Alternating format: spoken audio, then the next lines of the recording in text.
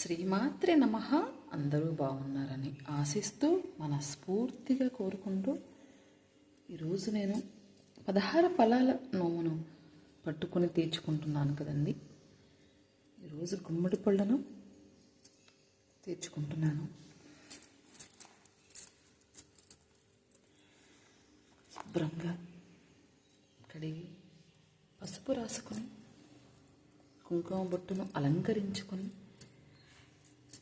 పూజా గదిని అలంకరించి గౌరీదేవికి పూజ చేసుకున్న తర్వాత ముత్తైదువుకు పాదాలకు పసుపు రాసి కుంకుమను అలంకరించి గంధం, ఈ గుమ్మడి పళ్ళలో తాంబూలం దక్షిణ ఉంచి 16 గుమ్మడి పళ్ళను వాయినం ఇవ్వాలండి. ఒక గుమ్మడి పండును మనం గౌరీదేవి దగ్గర ఉంచాలి. ఏ పండు తీర్చుకున్నా మనం అలాగే ఒక పండును గౌరీదేవికి సమర్పించి 16 పళ్ళను వాయినం ఇవ్వాలి. ఇలా నాకిది 11వ ఫలమండి. ఇంకా 5 అనేవి మిగిలి ఉన్నాయి నాకు. గుమ్మడి పళ్ళతో పాటుగా బత్తాయి పళ్ళను కూడా ఈరోజు నోము తీరుస్తున్నాను. ఈ 2 పళ్ళను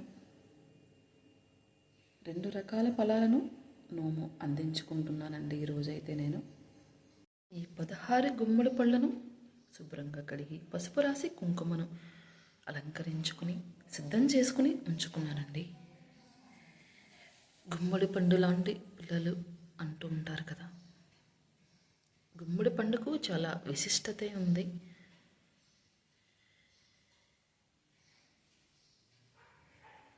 అలాంటి గుమ్మడి పండు నోమును ఈరోజు వాయినం ఇచ్చి 11వ రక పండుగగా ఈ నోమును తీర్చుకుంటున్నానండి. 11వ రకంగా ఈ గుమ్మడి పండును వాయినం ఇచ్చుకుంటున్నాను. ఈరోజైతే ఎంత చూడముచ్చటగా ఉన్నాయో అనిపిస్తుంది నాకైతే. అలాగే బత్తాయి పళ్ళను ఈరోజు వాయినం ఇచ్చుకుంటున్నానండి. 12వ ఫలంగా ఆ ముత్తైదువులతో పాటు మీ అందరూ కూడా మనస్ఫూర్తిగా దీవించండి. సౌభాగ్యం, సంతానం సమృద్ధిగా ఉండాలని మనస్ఫూర్తిగా దీవిస్తారని కోరుకుంటున్నాను. 16 ఫలాల నోము కథ. చక్కటి సంతానాన్ని కోరుకుని ఒక రాజుగారి భార్య, మంత్రి గారి భార్య 16 ఫలాల నోము పట్టి ఉద్యాపనలు చేసుకున్నారు. వారిలో మంత్రి భార్యకు చక్కటి రూపాల గుణాలు కలిగిన పిల్లలు పుట్టారు. రాణికి మాత్రం వికలాంగులు, వికట బుద్ధులైన పిల్లలు పుట్టారు. అందుకు రాణి విచారించి ఒక రోజున మంత్రి భార్యతో మాట్లాడుతూ, ఇద్దరం ఒకే నోము పట్టాం కదా, అలాంటిది మంచి సంతానం కోసం ఇద్దరం ఒకే నోము పట్టాం కదా, అయినా నీకు సంతోషం కలిగించే సంతానం కలగడానికి, నాకు విచారం కలిగించే సంతానం కలగడానికి కారణం ఏమిటి అని అడిగింది. అందుకు మంత్రి భార్య, రాణిగారు మీకు మీదుగా అడిగారు కనుక చెప్తున్నాను. మీరు వాయినాలు ఇచ్చిన ఫలాలలో ఎన్నో దోషాలు ఉన్నాయి. మంచి ఫలాలనే అది కోరి దానం చేసి ఉంటే ఈ కష్టాలు రాకపోను. ఏవి మీరు తినడానికి అభ్యంతరాలను కలిగించే పండ్లను మనం ఇతరులకు ఇవ్వకూడదు కదా అని చెప్పింది. అంతటితో మహారాణి తన తప్పు తెలుసుకుని మరలా నోము పెట్టి ఉద్యాపన చేసుకుని తదనంతరం చక్కటి సంతానాన్ని పొందింది. ఉద్యాపన ప్రతిరోజు పైన కథ చెప్పుకుని అక్షంతలు వేసుకుంటూ ఉండాలి. అలా 16 రోజులు చెయ్యాలి. ఒక్కొక్క రోజు ఒక్కొక్క రకం పండు చొప్పున ఒక్కొక్క ముత్తైదువునకు దక్షిణ తాంబూలతో వాయనం ఇవ్వాలి. అనంతరం ఉద్యాపన 16వ రోజు ఉదయం కథ చెప్పుకుని 16వ రకం పండును 16వ ముత్తైదువులకు వాయనం ఇచ్చిన అనంతరం ఈ మొత్తం 16 రకాల పండ్లను ఒక ముత్తైదువునకు వాయనదానం ఇవ్వాలి.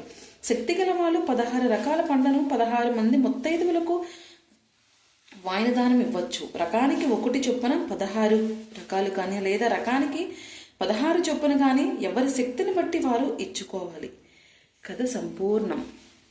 ఇలా 16 ఫలాల నోముని ఆచరించుకుంటున్నానండి. గుమ్మడి పళ్ళను, బత్తాయి పళ్ళను ఈరోజు నోము తీర్చుకుంటున్నాను. అందరూ బాగుండాలి, అందులో నేను ఉండాలి. జ్యోతి భక్తి వ్లాగ్స్. చిన్న లైక్ చేసి షేర్ చేసి సబ్స్క్రైబ్ చేస్తారని మనస్ఫూర్తిగా ఆశిస్తున్నానండి. మరో మంచి వీడియోతో మీ ముందుంటుంది జ్యోతి భక్తి వ్లాగ్స్.